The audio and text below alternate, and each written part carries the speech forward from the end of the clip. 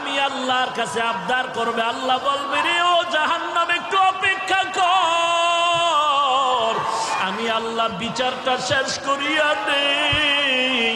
বিচারটা শেষ করার পরে এরপরে তোর কাছে গুনাহগার গুলো পাঠায় দিব।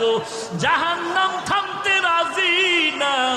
আল্লাহ তাআলা বলেন ও জাহান্নামের শিকল দিয়া ধরে রাখ, জাহান্নামকে শিকল দিয়া বেঁধে রাখ। ৭০,০০০ রহমতের ফেরেশতারা জাহান্নামটাকে বেঁধে ধরে রাখতে পারে না। আমার নবী সিজদায় পড়ে কাঁদেন, ও আল্লাহ জাহান্নামের ভিড়াও ভিড়াও, আমার একটা উম্মত যেন জাহান্নামে না যায়। জাহান্নামের ভয় আমার নবী সিজদায় পড়ে কান্না শুরু করবেন।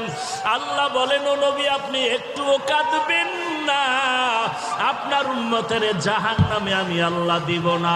আল্লাহ কুদরতের হাতে একটু পানি দিয়া ফেরেশতাকে বলবে জাহান্নামের গায়ে ছিটায়া দাও।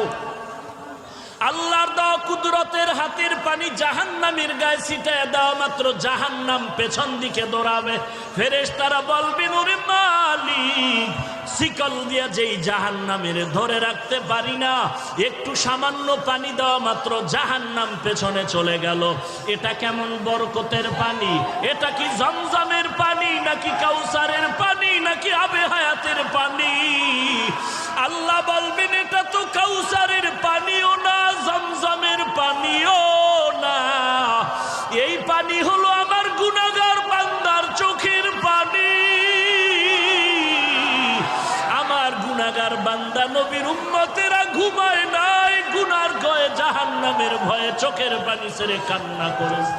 এরে আল্লাহর বান্দা, এরে যুবক, একটু আমলনামার দিকে চোখ দুটো বন্ধ করে তাকায় দেখো।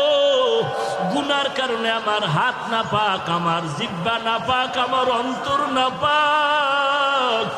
গুনার কারণে আমার চোখ দুটো না পাক, আমার পা না পাক। আমার মতো জাহান্নামের আসামি আর কেউ নাই। আজকে এই ময়দানে চোখের পানি ছেড়ে আল্লাহকে মায়া করে ডাক দাও রে মালিক,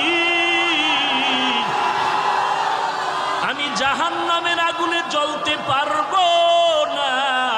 কেউ যদি একটা বেত দিয়া